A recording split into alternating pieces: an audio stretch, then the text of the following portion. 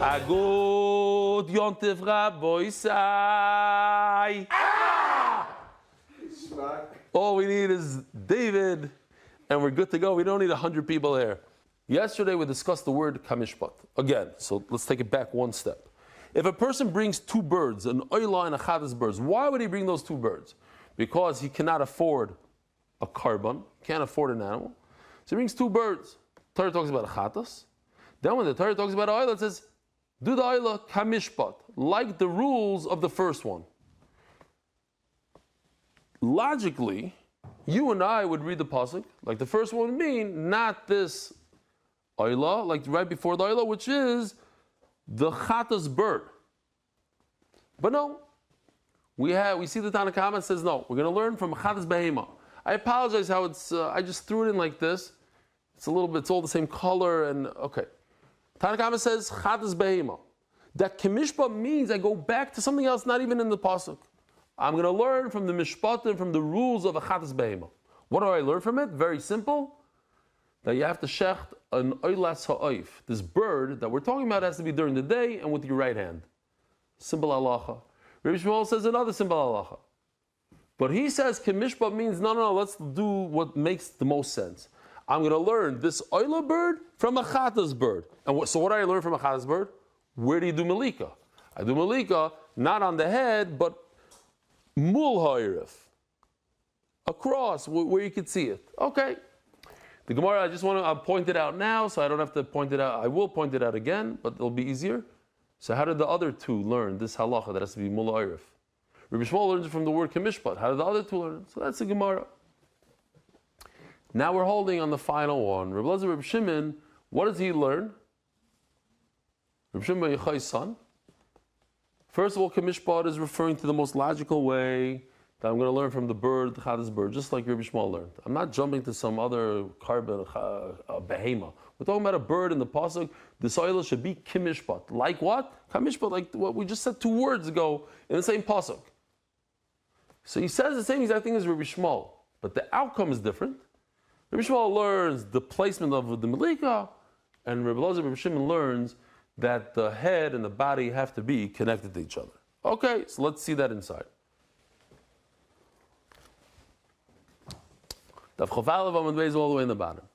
Rabbi Elazar, Rabbi Shimon Oimer, Kamishpad, Kamishpad Chadas Oif. Malahalon, Oiches, Beroish, Ubaguf, Umaza. So it's important to see this. I won't be able to show this tonight.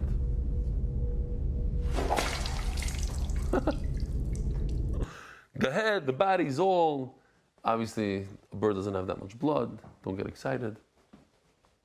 What's hazah? You take a chatas of bird, you do malika, you put your finger right through the neck, and then you have to give it a little squirt on the mizbeach. If it's a oylat sa'if goes on top of the red line. What else goes on top of the red line? Stam for fun. A chatas behema goes on top of the red line. Okay. Afkan or so to an oyla ichas b'rosh b'guf u'mazah. Michael Omar. What you have to? Yeah, it's 2 separate pieces. What's going on here? So, but Rabbi Elazar Rabbi Shimon says something different that we're not so familiar with. Hachik Omar. Ma'ala along kishu ochuz harosh b'guf u'mazah. By the chatas, there's a halacha called v'lo yavdil. Let's see if I can find the pasuk here.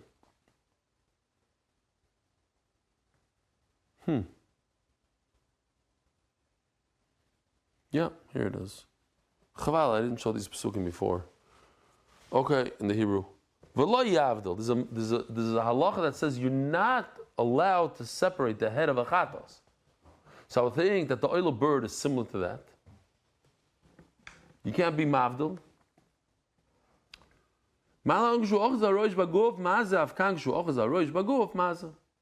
Since it's halacha that they can't be separated, you can't do this.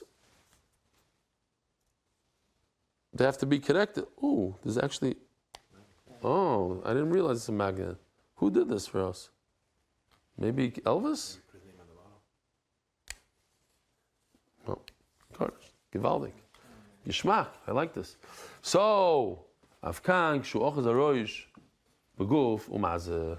So maybe by a oila also, you should only sever one siman. Tamaloima ve'krivoi. That's different. So it comes out like this. Ve'krivoi tells me that a oila is different than a chatos. A chatos, you're not allowed to sever. But a oila, a chatos is one siman, oila is two simanim. But Kemishpat says that you cannot cut it completely, according to him. So Mela, you have something where you're cutting two simanim, but you're not cutting them completely. All right. You have two simanim, but you're not cutting completely. Says Gemara v'Tanakama v'chima achad and afkelon mivemalak v'hiktir. Yesterday we spoke about they have to cut the head completely. You have to sever the head. Malak, v'hiktir.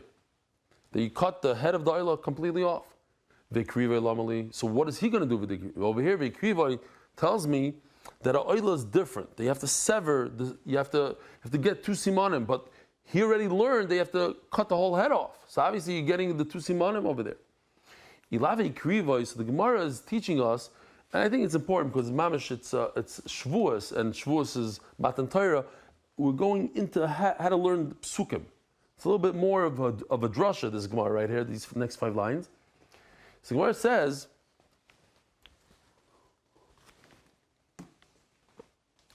Ilavi, I need all these words. Why? Ilavi krivai, without the krivai avamina, kamishpat chadasoiv. Why? Think about it. What does Tanakama say? Let's go back to Tanakama. Tanakama says that I'm not learning from a bird, I'm learning from a behema. But what's the pashtus? Pashtus I should learn from the bird. I should learn bird from bird. I should learn a oila soif from a chata soif. So I would think, without the word vikrivoi, that I'm going to learn, the Tanakh should learn, like Rabbi Shmuel, like Rabbi Elazar, Rabbi Shimon, that I'm learning the oila from a chata's bird, not from a chata's animal. That what? So what am I going to learn from the bird? I'm going to learn that you shouldn't do Havdalah. I shouldn't sever the head. Don't sever heads. Learn from an animal. You don't sever the head. It says, Umalak v'hiktir, l'chayr, which is mashma, that you do sever head. No. That I could learn something else completely. Oh. Where do I put the bird? At the end of the day, I put the bird over here on top. So if I put the bird on top, maybe the malika should also be on top, meaning anything above the red line is on top. So I should be standing over here on this blue sidewalk, this ramp. What do we call it? Soivev. Stand over here and do malika over there, which is a true halacha. We're going to go with that halacha at the end. But that's what I would say the pasuk of Malak v'hiktir comes for. Says the Gemara, but Hashem the cause of Rachmana v'krivai. That what? V'krivai, that a oila is different than a chatos. V'krivai, I'm separating myself. V'krivai, only it. It meaning only the oila. So oila is different than a chatos. So then the word kamishpat is coming to say that that's what I'm going to learn from Kamishpat. I'm going to learn from Kamishpat that a oil is different than the chatos. So I'm going to learn 2 things from the Vikrivai. Vikrivai tells me, A, that you should actually do the malik on top, and B, that there's the halacha that you shouldn't, according to him at least, you shouldn't sever the head. So I'm going to learn those 2 things. Thank you. Talking with Tanakama, Havdalah, and that the malika happens on top of the mizbeach. Now, there's 3 things that we learned in the Gemara before. This is the lashon in the Gemara. Tanakama. that I'm going to learn the oila bird from a chatas animal. What am I learning?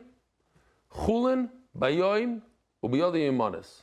Just like an animal, you can't buy a chatas animal with Meiser Sheni money. I have to use my own private money.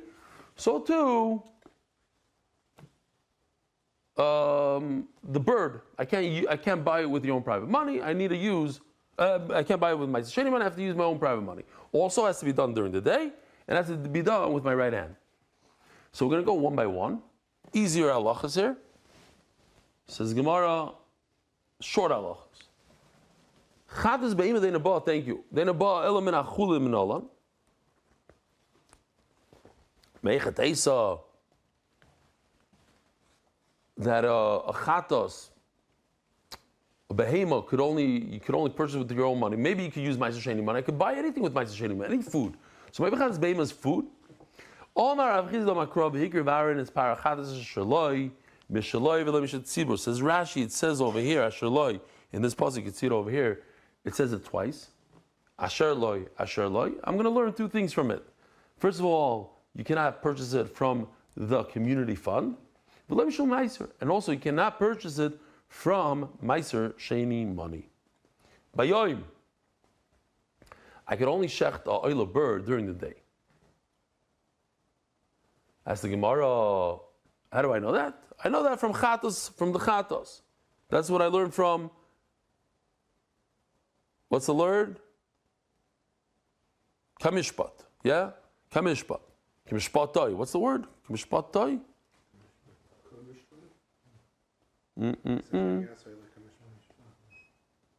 Kamishpat. Yeah.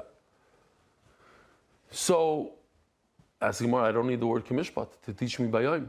I don't need to learn from a chatas. I learned from, there's a general rule that all karbanas in the Beis HaMikdash must be done during the day. Says Gemara, so if I could already learn this out from a Biyam Tzavoisa, why am I learning out from a chatos that you need to do it during the day? Kedinazba, you're right. I learned it out from Biyam Tzavoisa. Every single carbon in the world happens during the day. But it just threw it in there. Yeah, it looks part of the list. Let's see the list again. That's you have to purchase it from Chullin money during the day and with your right hand. Zog the Gemara. Yodei Ayimonis. How do you know your right hand? Most of you would know this answer. You know why? Because we learned it in Zvachim a number of times. We learned it in Menachas. The what? The word koyin and the word etzba. So how does it work? Says the Gemara. What are you telling me? You're learning it from a pasuk from chatos. We went through this. With the Rabbi Chana, you can learn out from Rabbi Chana. Rabbi Chana, Rabbi Shimon ben Lakish. Either or, if it says the word etzba, it means the right hand. If it says the word koyin, it means the right hand. So what is he going to do? Kuna by etzba, etzba by kuna. We said it over there. All the times we learned it. It's a mandama that says no, you need both. Okay. We'll leave it for that sugya. But you need both. You need the word koyin and you need the word etzba. And Memela by oila doesn't say the word etzba. It only says koyin. So I wouldn't know that you need yamin. That's why I have to learn it out from chatos. Now, if we go back to this Geshmaka chart, why I say Geshmaka, because it's all here. I pointed it out when we learned it. Rabbi Shmuel says, what do I learn from Chatas Soif? The location of Malika. Where's the location of Malika? Mula Oirif, down there on the neck. No, so how does Tanna Kama learn it? How does Rabbi Elazar ben Shimon learn it? Rabbi Shmuel is using up the whole word, Kamishpat. I learned from Kamishpat. But Tanna Kama already used up Kamishpat for something else. How are they going to learn this idea? Says the Gemara, Tanna Kama Rabbi Elazar ben Shimon Mula Oirif Minalu. Mimula Oirif Minalu. So how do they know this halacha? Gamri, I have another one for Daf Chav Gimel, also the same idea. Gamri Melika me Melika. Once I know how you do Melika and Chatos, so I'm going to learn Melika in all the Torah. It's called a Mematzino. It's not a real Hekesh. It's a Mematzino. What's Mematzino? Just like I find over here the idea of Melika is Mulairef. So too, anywhere in the Torah where it says the word Melika, even by Ayla, it's Mulairef. Gewaldig. From here on out is super easy. There's a good way to remember one of these. There's a pigeon and there's a dove. Okay? There's a Torah and there's a bnei yoina. One of them has to be a mature or an adult. Bnei yoina, which the whole Torah always says bnei yoina. The Torah will never say yoina. So it means always how do you say ifrach in English? Chick, which is whatever age that is. It's a very small, basically what I brought to the shir the other day, maybe slightly older. Oh, Mishnah. Kosher b'toyrim, possible b'nei yoina, kosher b'nei yoina, possible b'toyrim. In other words, what's a toy, Rabbi say? An adult, mature dove. So whatever is kosher by a toy, an adult, is possible b'nei yoina. It has to be a chick, a ben yoina. We're going to start going with that. It's very easy to remember. Bnei yoina is the children of a yoina, the babies. So you can't bring an adult. Kosher b'nei yoina. And if it's supposed to be a chick, a ben yoina, possible b'toyrim, so you can't bring it as a dove. What's a dove? Just remind the oh, here we have beautiful pictures. First of all, this is a dove, not this one. This one. But Yoshi did a whole thing, Tyrim, shows you how he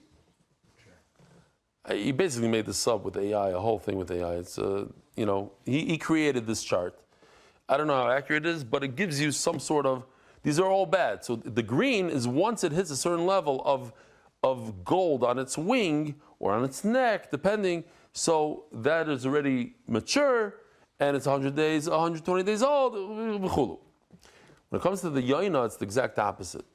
You don't want to take a really small one, because that we're going to see soon is a problem, but it has to be before a certain age, which is interesting. You have to catch them. This is the season right now, to chop them and bring them. I don't know what you do like during the year when they're not being born over there. Oh, right. So you bring Tyrim, right. You can't bring Bnei Yoina. So all these pigeons are worthless for us half the year. Torah Abanon. Tyrim Gdoilim Ksherim. So I'm telling you that this is super easy, this Gemara, because it's just like, you're going to shake your head. What's going on here? Why all these words? Tyrim Gdoilim Ksherim. If it's a mature dove, it's kosher. Ktanim Psulim is possible. Bnei Yoina, if they're the chicks, Ktanim Ksherim, they're great. Gdoilim, psulim, but the pigeon, adult, mature ones are apostle. Nimtza mamish chazar to the Mishnah. Kosher b'toyrim, pasul b'nei yoina. Kosher b'nei yoina, psulim b'nei toyrim. Pasul b'toyrim. So if it's kosher for a pigeon, it's pasul for a dove. Torah rabbanon toyrim. Gdoilim v'lo iktanim. Shiyachav v'leidinu. I would think this is a kavachomer, the simplest kavachomer in Shas. When it comes to the chick of a pigeon, it's not good when it's an adult. It's only good when it's a chick. The dove, which has a special milo, you could bring him as an adult, and it did. So certainly you can bring it as a chick. No. Have a meal. And now we're going to do the same kavachomer all over again. The opposite way. You can only bring the chicks of a yaina. I think this is kavachomer.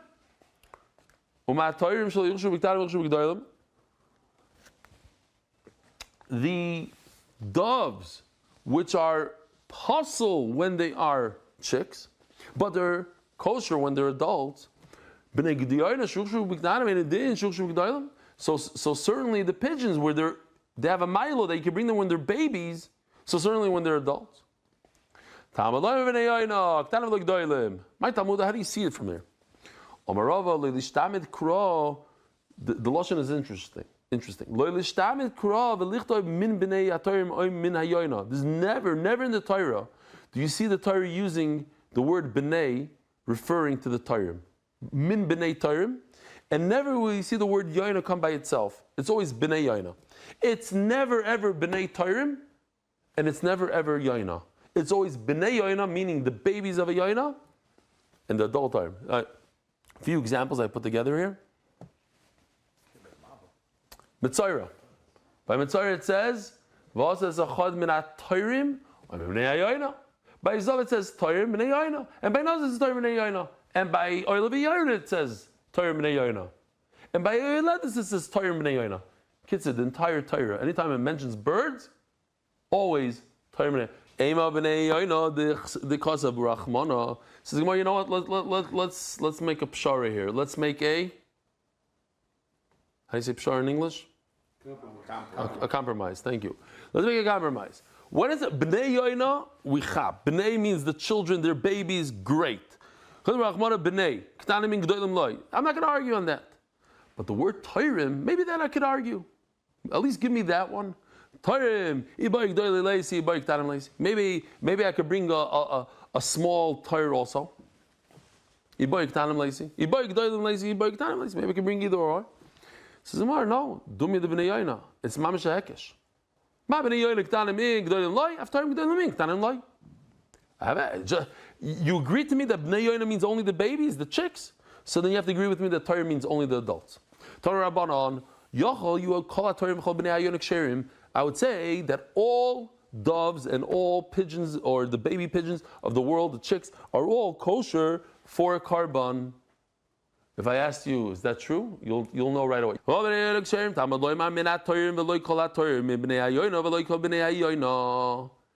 The Torah says, look at this. Let me just show you. This is our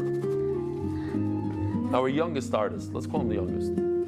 Sweetie, Nachman. I'm gonna feed you so good until you're big enough for the Beit HaMikdash.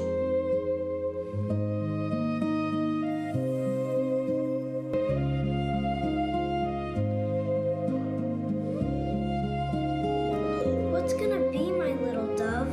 You've been here a whole week and you haven't grown even a little bit. One quick ad and we're back. Is your kid staying short? Gadlon. 98% of customers report 8 centimeters of growth per month. Gadlon.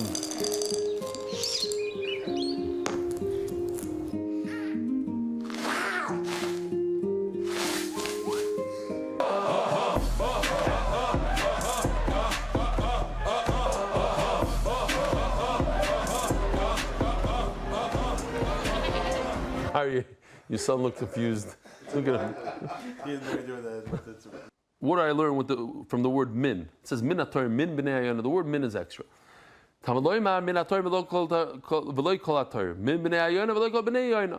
Not every pigeon or dove is available for the mizbeach. Prat the tchilas hatziv shebezeh v'shebezeh shepasel. Like the Mishnah mentioned that when it starts becoming yellow, then you can no longer use it. Oh, here, right here. Okay. Oops. Shkoyach. You threw it in? Thank you. Minator, maybe fine. But Tchilas Hatziyuv, let's see this picture again. Let's say the Torah. When it starts becoming yellow, no good. Or the Bnei Yoina starts becoming yellow, it's too old. Says Gemara. Meimosai hatorim ksherim. When can a dove become kosher? Mishiyazhivu, when they become gold. Over here it's zayin, means gold.